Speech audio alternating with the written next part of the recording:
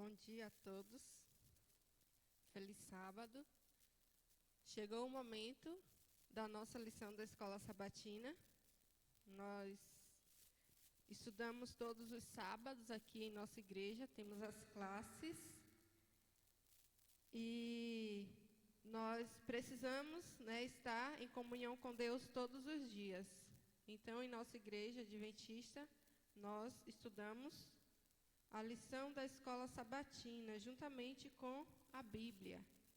E durante esse trimestre, nós estamos estudando esse tema, fazendo amigos para Deus, a alegria de participar de sua missão. A lição da Escola Sabatina é um incentivo para que nós possamos ter comunhão diária com Deus e estudar a Bíblia diariamente. O nosso tema de hoje, da semana, no caso, é olhando as pessoas pelos olhos de Jesus. Temos aqui o nosso irmão Gilvan, ele é ancião da nossa igreja, da igreja de Arataca, estará nos ajudando aqui a comentar esta lição. E temos também aqui o nosso irmão Henrique, diretor de música, aqui da igreja de Arataca. Nós queremos agradecer a vocês que estão ouvindo, estão participando conosco desse estudo. Então, como eu havia falado, a lição desta semana é olhando as pessoas pelos olhos de Jesus. Mas antes de começarmos, nós precisamos buscar a orientação do Espírito Santo. Nunca podemos começar um estudo da Bíblia sem antes orar. Então, eu vou pedir para o nosso irmão Henrique fazer uma oração para que possamos estar cheios do Espírito Santo para entendermos a palavra do nosso Deus. Oremos. Muito em breve o Senhor voltará sobre as nuvens. Esse é o maior desejo que nós temos, porque neste mundo nós não temos nada de bom além da Tua graça e da Tua misericórdia. E por isso nós vamos aqui nos preparar mais e mais um pouco, para nós estarmos firmes no dia da Tua breve volta. Pedimos auxílio do nosso amigo Espírito Santo, em nome de Jesus. Amém. Amém. Então, olhando as pessoas pelos olhos de Jesus. Uma pergunta que eu gostaria de fazer para vocês, a partir desse tema aqui, olhando as pessoas pelos olhos de Jesus, eu gostaria de saber como Jesus olhava as pessoas.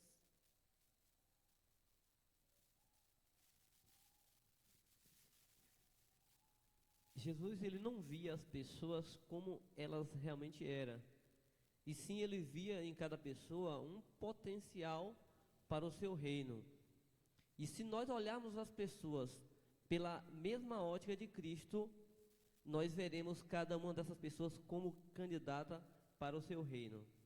Então é importante nós visualizar as pessoas assim como Jesus olhava, não com olhar de interesse, mas com olhar de compaixão, com um olhar de amor e de misericórdia, sempre de alguém que estava preocupado em atender às suas necessidades.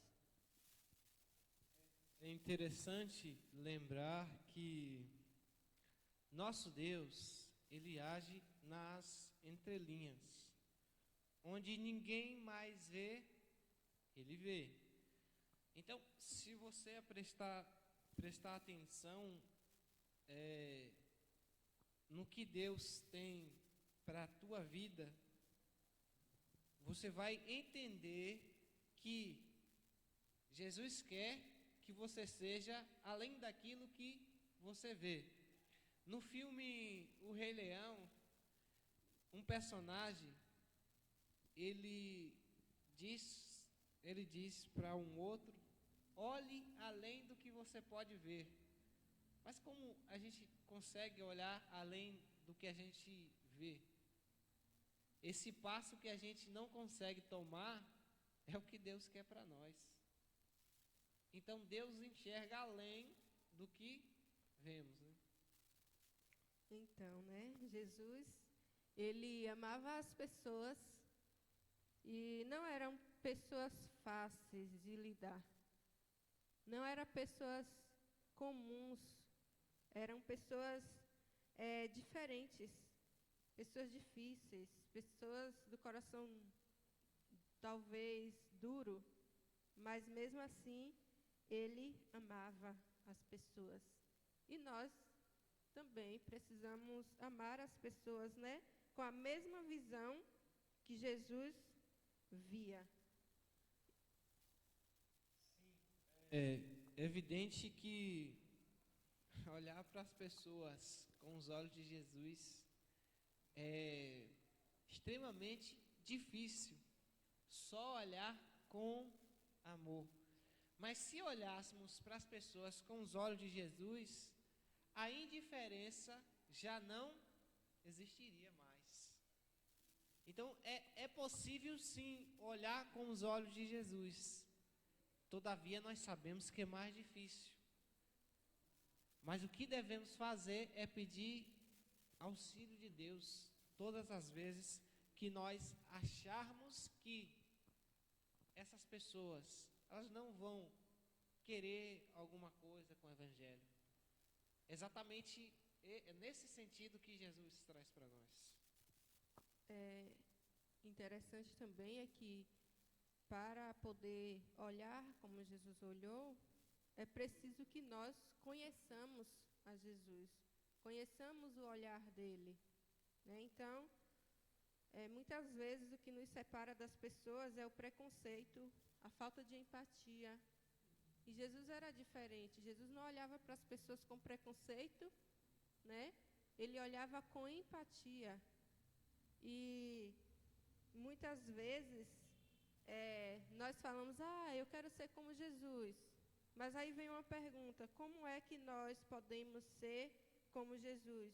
Como nós podemos olhar as pessoas do jeito que Jesus olhava? Primeiro, nós temos que aprender. Nós temos mais a aprender do que ensinar. E aprender com quem? Aprender com o mestre. Então, o cristianismo é isso. Você aprende de Jesus, e aí, de acordo com o que você aprende do mestre, você ensina às outras pessoas. Na verdade, você repassa a sua experiência. Então, o cristianismo é isso. Então, aprender de Jesus para depois ensinar às outras pessoas. E só assim nós iremos, né, olhar com as pessoas com um olhar diferente, né, com um olhar de compaixão, da mesma forma que Jesus olhava, da mesma forma que Jesus se preocupava com as pessoas. Então, né, olhando as pessoas pelos olhos de Jesus. É o tema da nossa lição da Escola Sabatina desta semana. O verso para memorizar está em Mateus, capítulo 4, verso 19. O irmão Henrique poderia ler para nós e fazer o seu comentário a respeito desse verso? O verso para memorizar é bastante conhecido. E disse-lhe Jesus: vinde após mim, e eu vos farei pescadores de homens. É notório que em todo o tempo existem pessoas que têm dons aguçados. Existem pessoas que têm dons que, digamos que, estão dentro da perspectiva que a sociedade pede. A sociedade pede que tenha dons que venham estar em evidências. Já tem gente que tem dons que, de fato, digamos que seja como o de bastidores, como de alguém que está atrás dessa câmera. Mas o convite de Jesus é: vinde vinde após mim, e eu vos farei pescadores de homens. O que é difícil para nós entender é você pegar alguém que, digamos que, longe da sociedade, alguém que está acostumado a pescar peixes, de fato. E aí Jesus diz, vinde após mim, e eu vos farei pescadores de homens. Olha o convite, quando ele diz pescadores, é um convite para nós também. Como pescar, como fisgar alguém através do meu testemunho. A lição da semana passada falava a respeito disso, que o testemunho às vezes é mais importante do que a própria pregação falada, a pregação escrita.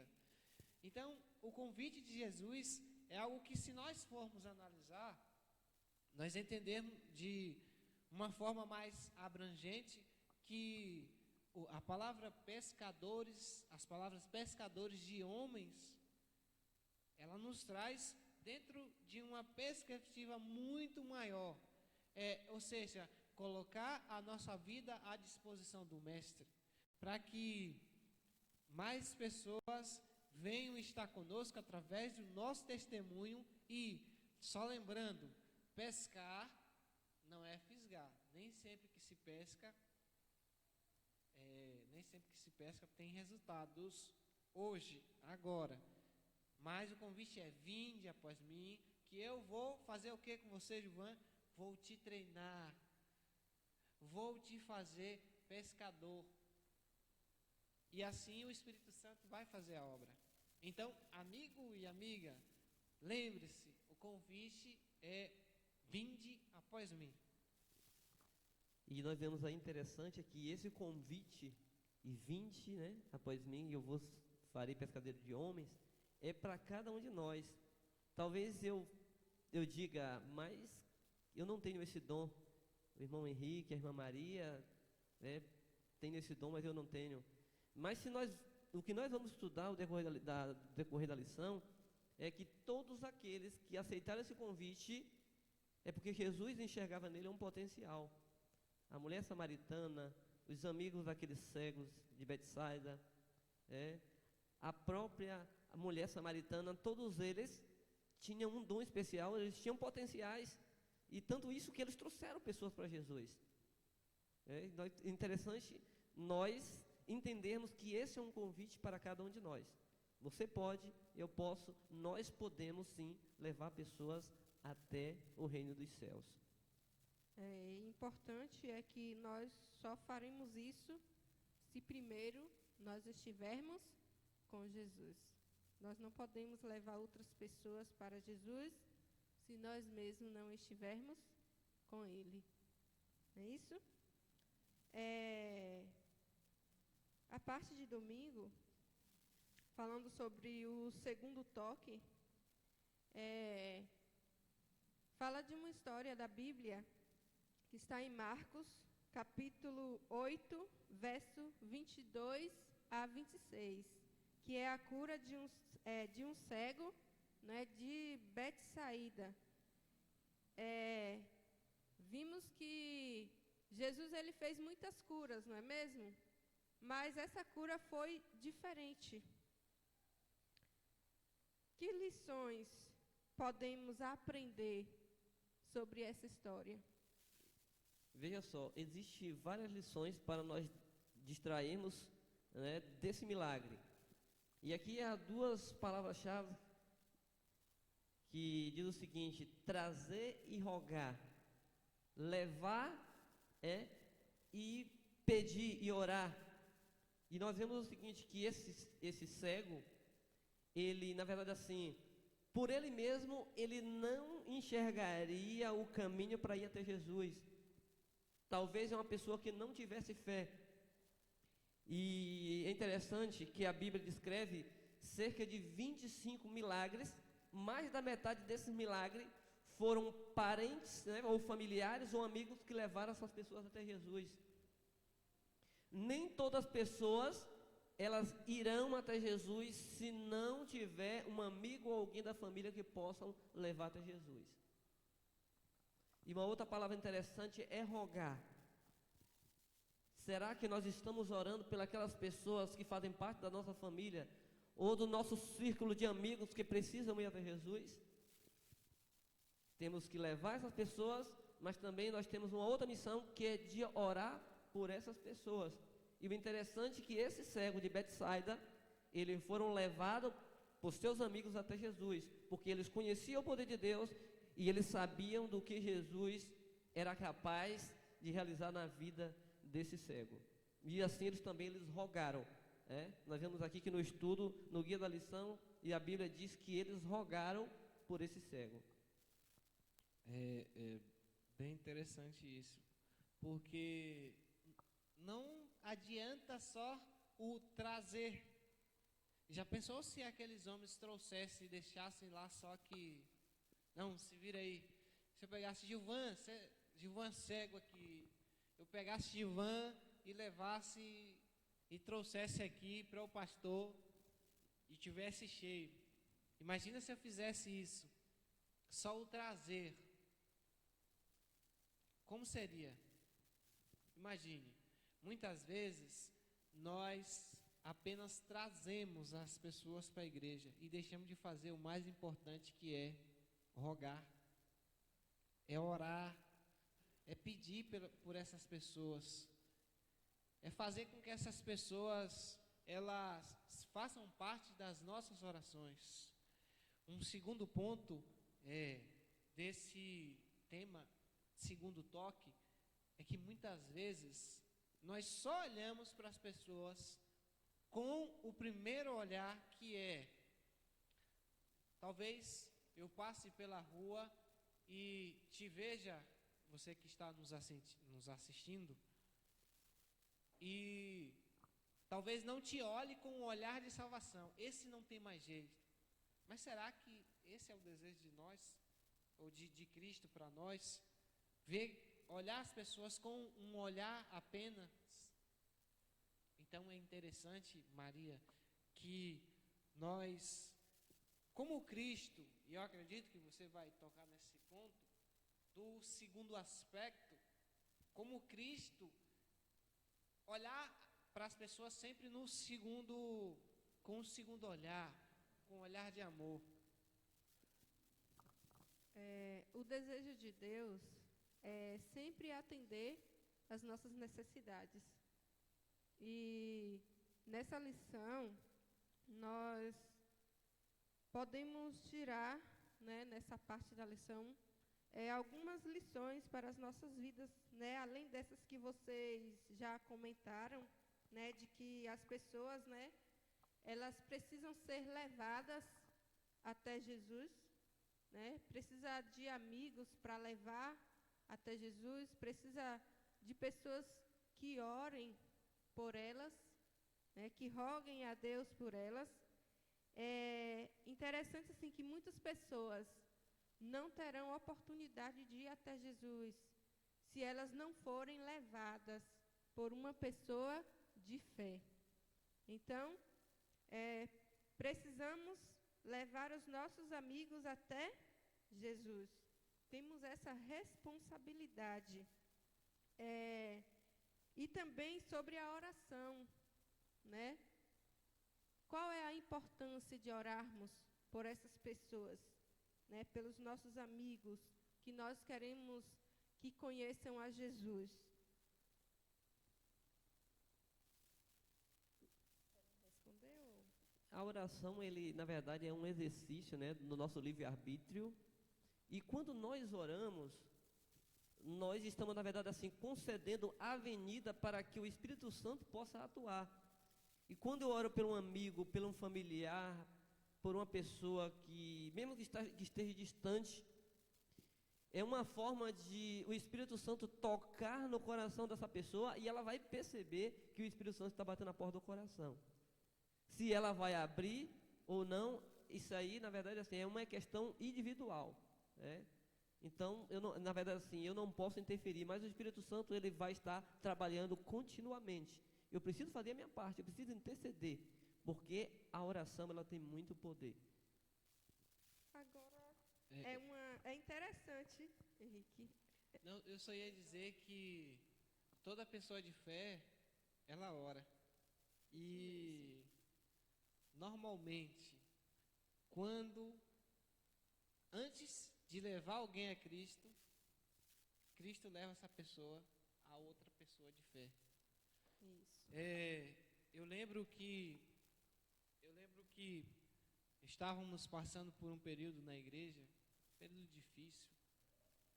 E eu não sei se você lembra, Gilvan, nós orávamos nas casas das pessoas e as pessoas apareceram. Nós pedíamos a Deus que fizesse um milagre para que reavivasse a igreja e as pessoas apareceram. Então, antes dessas pessoas, de buscarmos essas pessoas, Cristo bota ela na nossa frente se orarmos. Então, por isso, Maria, que é totalmente concordável que toda pessoa, que só se leva alguém a Cristo se nós tivermos fé. Com certeza. Né? Então, temos uma outra lição sobre essa história, é que Jesus, ele não curou o cego em apenas de uma vez só. Ele deu o segundo toque, ou seja, uma oportunidade daquele cego refletir em sua vida e exercer a fé. Porque talvez aquele cego nem imaginava ir até Jesus. E os seus amigos viram ali que poderia ajudar. Mas aquele cego não havia feito nada até o momento. Ele foi levado. Mas Jesus, quando salva, ele não quer salvar somente o exterior. Ele quer salvar principalmente a vida espiritual da pessoa. Então, a cura daquele cego em Betsaída ocorreu em 2 etapas, porque Jesus vê o que está dentro do coração de cada um. E, além da fé que os amigos daquele cego tinham, Jesus queria também que o cego exercesse a sua fé. Por isso, um segundo toque. Querem comentar mais alguma coisa sobre esta parte da lição? Já foi comentado aqui, né, em relação a várias lições que nós podemos tirar, né, dessa história. Em relação ao segundo toque, é que aquele cego precisava desenvolver a sua fé. Um outro aspecto é que ele não enxergava há muito tempo e, na verdade, assim, ele não estava preparado assim de imediato, né, como se alguém tivesse no escuro ser levado para a luz. Então, era necessário que ele viesse a chegar aos poucos. E uma outra lição que se viu para ele, para os amigos, até mesmo para os discípulos, é que Jesus pergunta para ele: e aí, você voltou a enxergar? Ele disse: não, vejo as pessoas apenas como se fossem árvores andando. Eu não digo do ponto de vista físico, mas é uma lição espiritual que às vezes nós estamos cegos espiritualmente. Estamos apenas enxergando as pessoas, como o irmão Rico falou, como árvores andando. E nós, na verdade, é o seguinte: todos nós precisamos de um segundo toque para enxergarmos as pessoas com os seus potenciais e com as suas qualidades, para assim acrescentar algo de bom no reino espiritual. Interessante também é que, olha como são as coisas. As pessoas, elas são chamadas para Deus e, como o irmão Gilvan disse, o milagre acontece, mas como cego, primeiro momento ele enxergou apenas um vislumbre. E quando o milagre acontece, de fato, às vezes as pessoas, elas vão sendo transformadas gradativamente. Às vezes o milagre acontece de vez. De gente dizer assim: eu não vou mais fazer isso, e não faz. Mas algumas pessoas, o milagre precisa ser gradual. Um segundo aspecto é que às vezes, quem recebeu o milagre não consegue enxergar as outras pessoas como um potencial servo de Cristo, e por isso vê como árvores.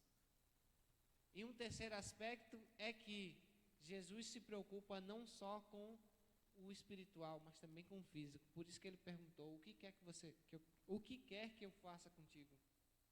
É interessante que o seu Deus pensa em tudo. Pensa em mim, pensa em você, pensa em todos os aspectos, mas principalmente com a sua salvação.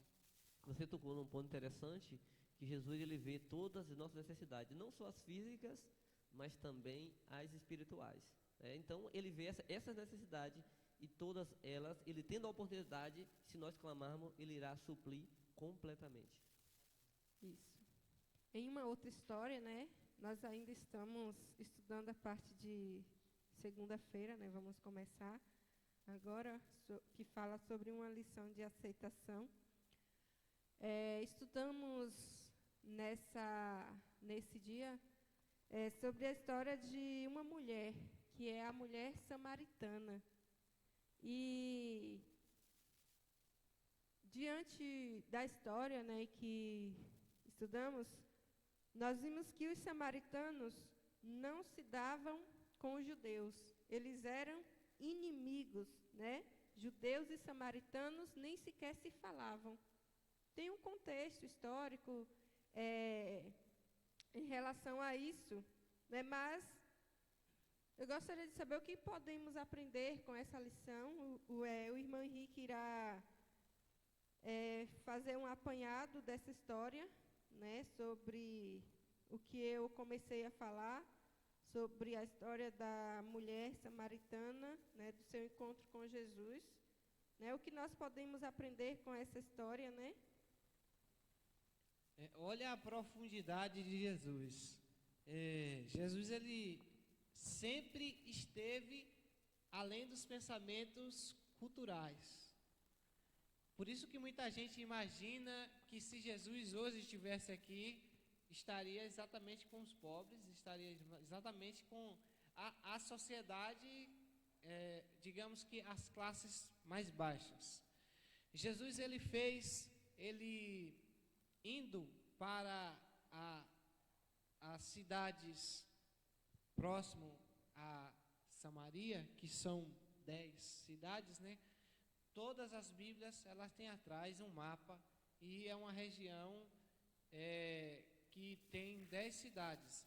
A região de Samaria era acostumada a idolatrar ídolos, a fazer adorações a outros deuses. É por isso que muita gente, ao Jesus, os discípulos ali perguntavam o que Jesus conversava com aquela mulher.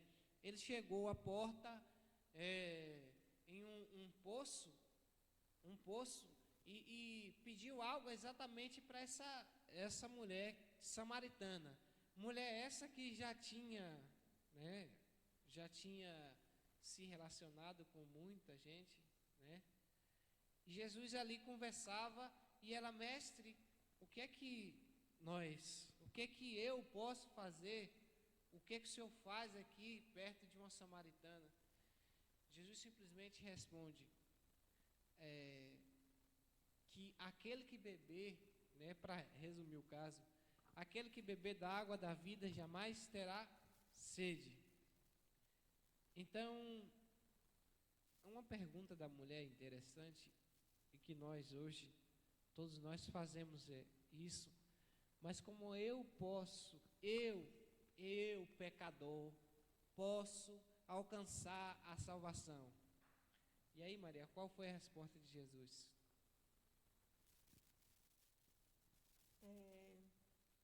Jesus, ele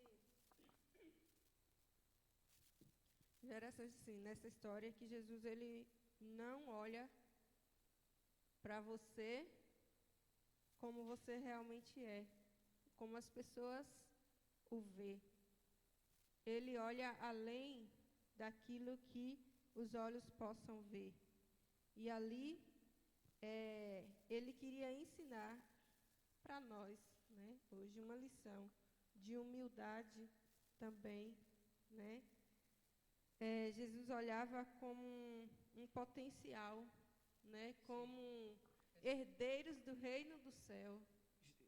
Muita perspectiva em cima de quem talvez as pessoas não tinham nenhuma perspectiva, né? Isso. Jesus, ele enxergava as pessoas não como um projeto falido. Olha o cego de Van, o que aconteceu com o cego, a história que nós contamos aqui recentemente.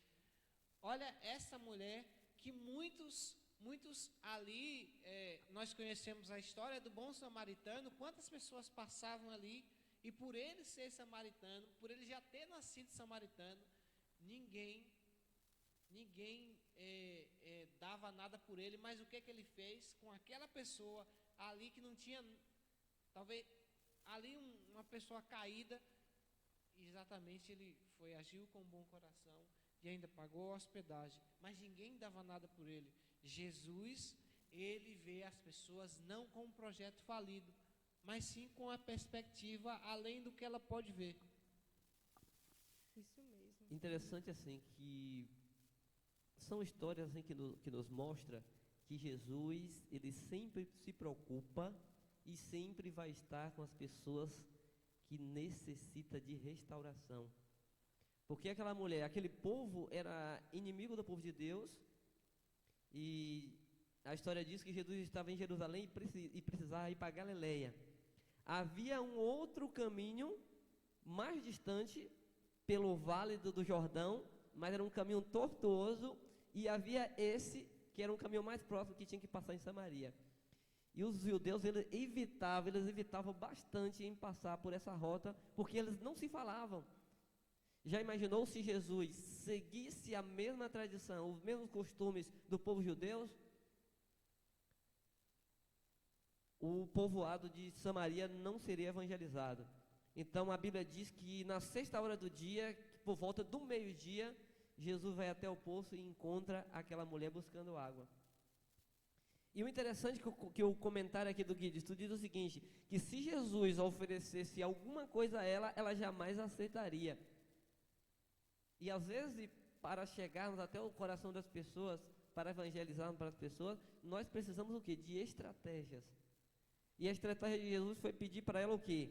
Água. Por que Jesus pediu água para aquela mulher?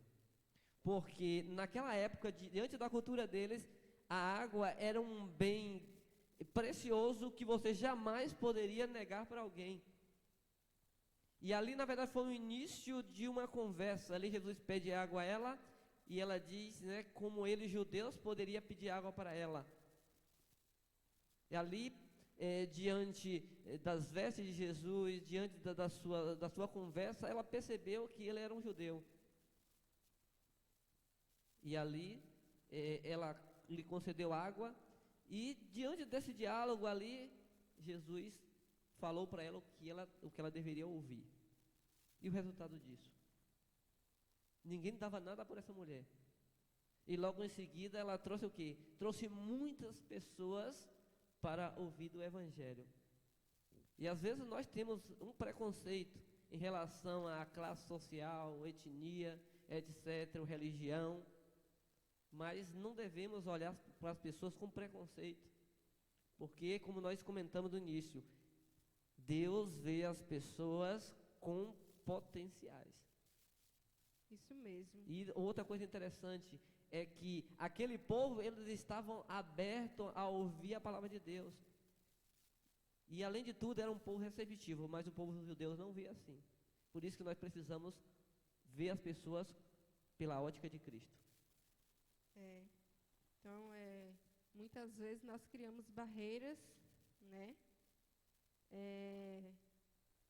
Tanto na questão social, ou muitas vezes, porque nós somos cristãos, nós olhamos as pessoas, né, como se nós fôssemos melhores, mas na verdade Jesus, quando olhava para as pessoas, ele não criava, ele não tinha preconceito, ele olhava para todos, né, sem importar a etnia, sem importar a classe social. Assim como ele olhou para a mulher samaritana, ele não criou barreiras para ajudar aquela mulher.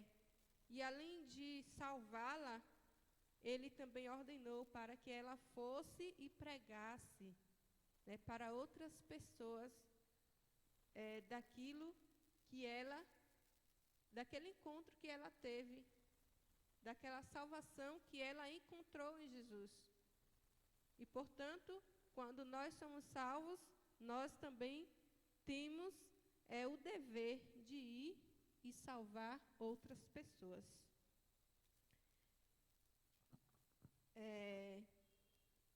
Comece onde você está. Eu ia fazer uma pergunta, mas eu creio que eu já até respondi a pergunta. Mas mesmo assim, talvez não foi tão completa como deveria ser a resposta. Então, eu vou perguntar, qual é o local em que nós devemos começar a pregar? Veja só a orientação de Jesus aqui em Atos dos Apóstolos, capítulo 1, versículo 8. Jesus diz o seguinte: recebereis poder ao descer sobre vós o Espírito Santo, e serei minhas testemunhas, tanto em Jerusalém como em toda a Judéia, em Samaria e até os confins da terra. Então, o conselho de Jesus é que os discípulos começassem a pregar dentro de casa, primeiro para a família, depois para os amigos, e em seguida eles deveriam expandir o evangelho em outra cidade, em outros países e em todo o mundo. E nós vemos o exemplo de muitas pessoas, e a lição aqui, o guia de estudo, exemplifica aqui a respeito de André. Por onde André começou o seu trabalho missionário? Através do seu irmão. Então, a primeira pessoa que ele levou para Jesus, André, foi o seu irmão Pedro, Simão Pedro. Era uma pessoa de temperamento muito forte. Talvez ele falou assim: esse aqui não, esse aqui vai ficar para outra pessoa, eu vou procurar uma outra pessoa. Mas nós vemos assim, nós vemos que ele levou primeiro o seu irmão, né? E talvez ele, como o guia de estudo diz, que ele não era alguém assim extrovertido como Pedro, mas ele era especialista em levar pessoas para Jesus. Uma outra situação, que está registrado também no livro de João, é que no momento em que Jesus atravessa o mar da Galileia, ali ele estava discursando para cerca de 5.000 pessoas. E ali Jesus pergunta para Filipe, aonde nós vamos comprar alimento para todas as pessoas? E Filipe diz: Senhor, creio que 200 denários não daria para comprar pães para todas as pessoas. E ali André se aproximou de um garoto, né, de um jovem que tinha 5 pães e 2 peixes. E ali ele fez uma amizade e ele convenceu aquele jovem a levar e entregar o seu lanche para Jesus. Veja só que interessante. Em um outro momento, chegou um grupo de gregos e vai até Filipe. Filipe não soube o que fazer, ali procura André. E André, ao invés de discutir a sua teologia com aqueles gregos, o que ele faz? Ele leva esses gregos também até Jesus. Ele poderia dizer assim: olha, você não faz parte do nosso povo, fique por aí, porque aqui não há espaço para vocês. Nós vemos, uma simples pessoa, mas Jesus enxergou com potencial de levar pessoas até o seu reino, até a sua presença. Perceba que no início da lição de terça-feira, diz assim: na vida, o único lugar de onde devemos começar é o ponto em que estamos, pois não há outra opção, certo? Nós entendemos que para se iniciar uma casa é necessário que você faça uma boa alvenaria. Tem muita gente, Gilvan, tem muita gente, Maria, que, meus amigos, infelizmente acontece isso. Tem muita gente que prega de um Deus poderoso além mar, ou seja, fora de sua casa, mas traz o inferno para quem mora ao seu lado. Então, perceba, é todo um processo. Primeiro você prega em Jerusalém, depois na Judeia e depois em Samaria, depois nos confins da terra. Amigo, amiga, preste bem atenção. Ao mundo vou cantar que sou cristão. Mas o seu mundo primeiro é dentro da sua casa. Então, né? Verdade, nós aprendemos no estudo dessa lição que nós devemos começar com os que estão próximos de nós. Não adianta a gente querer pregar o evangelho para longe se nós primeiro não pregarmos para quem está perto de nós, né? A nossa família, os nossos vizinhos, né? Nossos parentes, né? Porque o testemunho fala mais do que as palavras. Então, talvez a única Bíblia que uma pessoa vai ler é a sua vida, é a minha vida. Então, muitas pessoas são convertidas pelo testemunho de outras pessoas. Pessoas que são leigas e não conseguem aprender ou não conseguem ler a Bíblia, elas são convertidas através do testemunho, né? Através da simpatia, da cortesia, da amizade, né? Da gentileza de muitos cristãos. E é assim que nós precisamos ser, né? Nós precisamos abordar as pessoas desta forma, sendo gentil e apresentar um Jesus como ele realmente é, que é vivendo a vida que Jesus viveu. Vamos passar, né, porque o nosso tempo não é muito longo, né, não é o nosso amigo, né, como o irmão Henrique estava falando aqui. Nós ainda vamos estudar a parte de quarta, de quinta e fazer um apanhado geral. Né? E na parte que estudamos quarta-feira, fala sobre pessoas difíceis, lidar com pessoas difíceis. Aí eu pergunto, você não precisa responder assim não. Você é uma pessoa fácil, é uma pessoa difícil? Se vocês quiserem responder, pode, mas a questão é, o que fazer quando nós encontramos pessoas difíceis? Primeiro, nós devemos lembrar do que Cristo fez por nós. E não foi de hoje, né? Foi um processo de maturação. E é até hoje. É até hoje. Quando nós pensarmos, existe um pensamento que diz assim, quando nós pensarmos que o outro não tem salvação, que o outro é difícil, é só você se olhar no espelho, né? Infelizmente é desse jeito.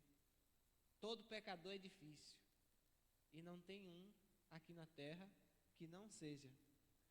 Se não for num aspecto, é em outro. Mas, para nós entendermos melhor, onde quer que Jesus fosse, ele via possibilidades espirituais, candidatos ao reino do céu. Por certamente, Jesus, ele diria para nós que, mesmo como nós somos, nós ainda temos jeito. E você, amigo, você, minha amiga, entenda que o que Deus faz por nós é muito além do que nós podemos imaginar, né? Então, como lidar com pessoas difíceis? O segundo toque, o segundo olhar, é nós olharmos nas perspectivas de salvação.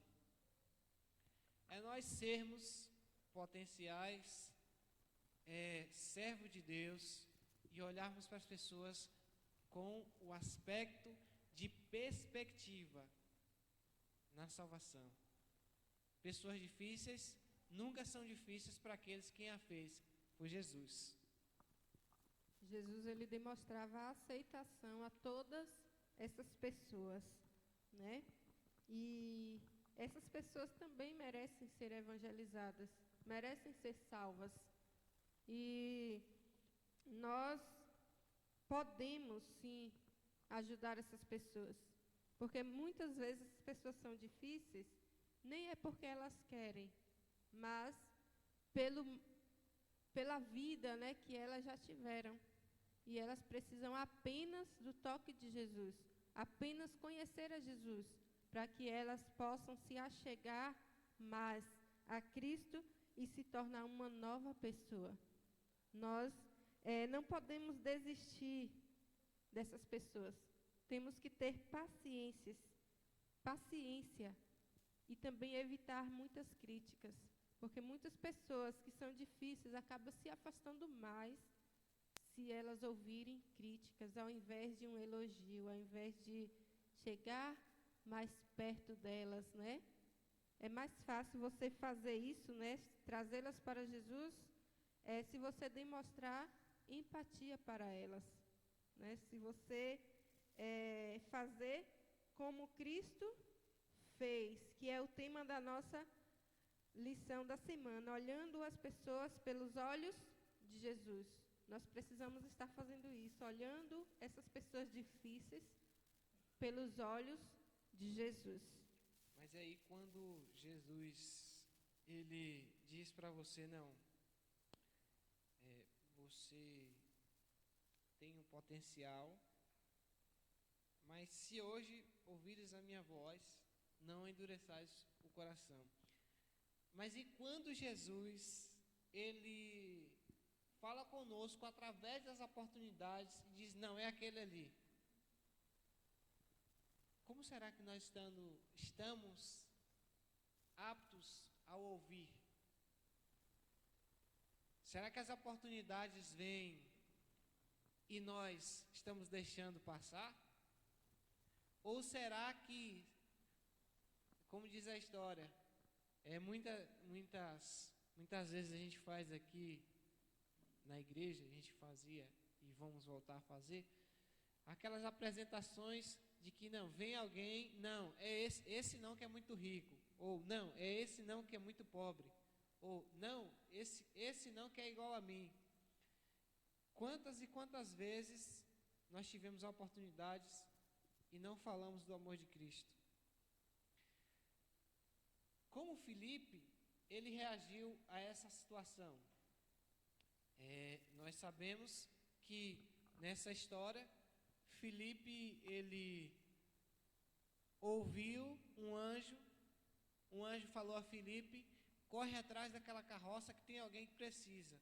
E lá tinha alguém, um etíope, que estava lendo Isaías e não entendia. E Filipe foi apto, não, vou sair correndo aqui, saiu correndo e foi explicar. Agora, como estar atentos às oportunidades que Deus nos dá? Já comentando, né, a parte de quinta-feira, o interessante é que, falando sobre oportunidades, e vocês falaram uma palavra interessante, né, é muito importante, é a perseverança. Sim. Perseverar, nunca desistir das pessoas. Porque se nós agirmos como Jesus, muitas pessoas serão ganhas para o reino de Deus. Porque Jesus nunca desiste do ser humano. Mesmo as pessoas rejeitando, mas Jesus nunca desiste.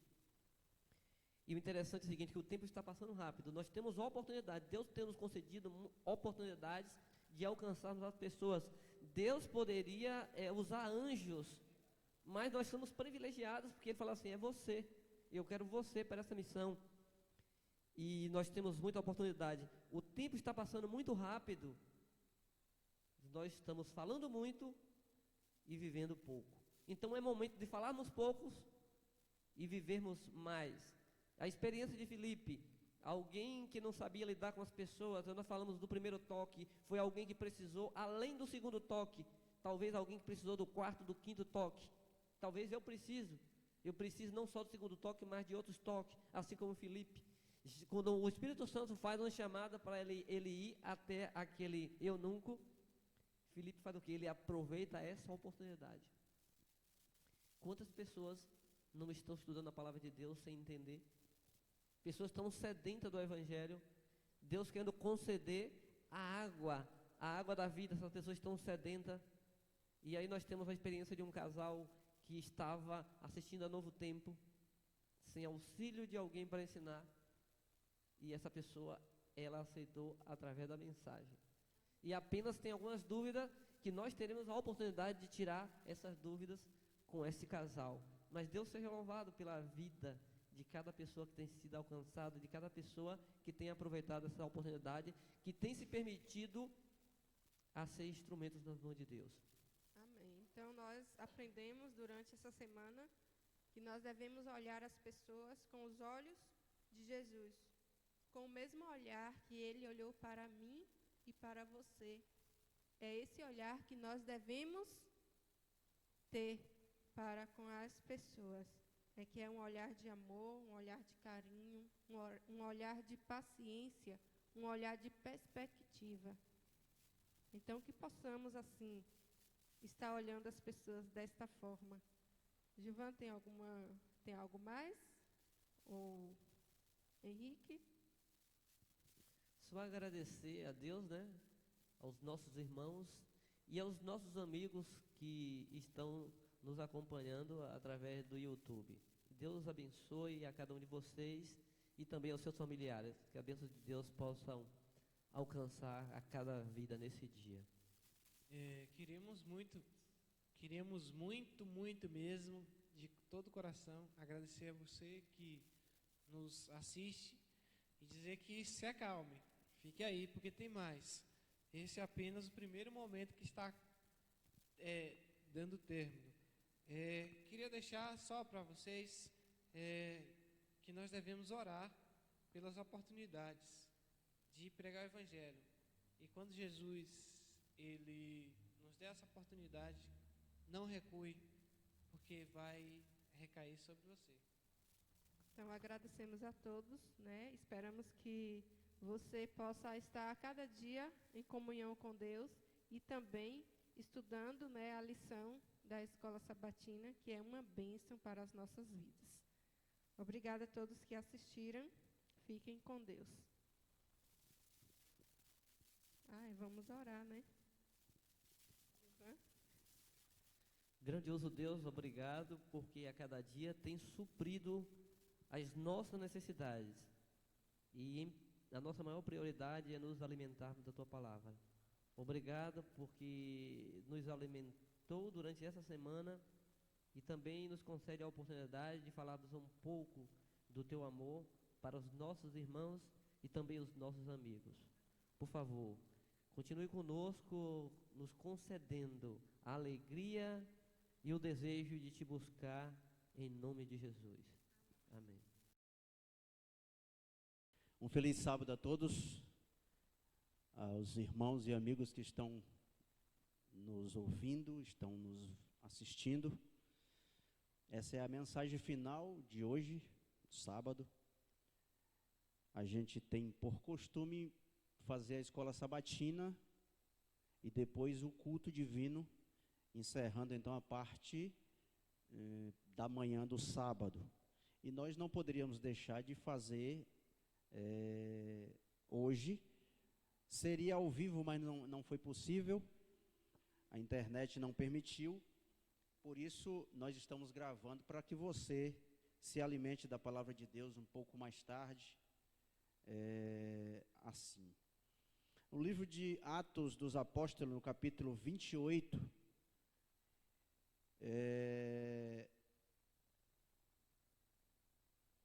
26, 27 e 28, mais especificamente o capítulo 26, narra aí alguns episódios do apóstolo Paulo na sua trajetória depois da sua conversão.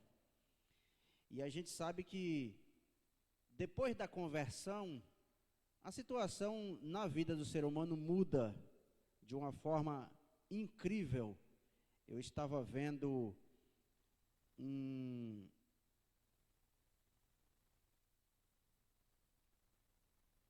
um episódio da vida de Moreno do Capricho. Estava vendo um vídeo dele cantando uma música secular, num show. E quando eu não acompanhei a sua trajetória na vida secular, com as músicas secular, mas parei para ver uma das suas músicas, e verdadeiramente a gente percebe que Deus, ele é fantástico na vida do ser humano, porque transformou a vida de Moreno do Capricho, né? Ex-Capricho, né? Hoje, Moreno em Cristo. Então, ali eu parei para ver um pouquinho, e verdadeiramente o milagre é coisa fantástica na vida do ser humano. Na vida de Paulo não foi diferente. O apóstolo Paulo, aqui no capítulo 26, os versos de 1 a 12, vem narrando um momento em que ele está à frente do rei Agripa, sendo julgado, sendo interrogado.